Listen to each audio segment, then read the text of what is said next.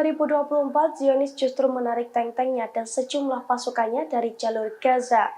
Zionis berdalih hal itu dilakukan sebagai bagian dari perubahan strategi dalam perang melawan Hamas. Dilansir dari tribunnews.com, penarikan tank-tank IDF itu dilakukan pada Senin 1 Januari 2024 kemarin. Menurut warga setempat, tank Zionis ditarik keluar dari distrik Al-Mina di Gaza dan juga distrik Tel Al-Hawa.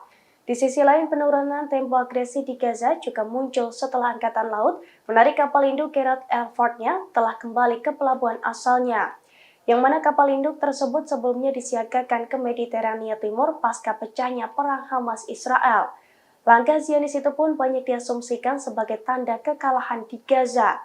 Terlebih, Hamas juga mengklaim pasukannya berhasil membabat ratusan tank Zionis dan membuat IDF rugi besar. Namun Zionis berdalih bahwa hal itu dilakukan sebagai bagian dari perubahan strategi Zionis dalam melawan Hamas. Download Tribun X sekarang, menghadirkan lokal menjadi Indonesia.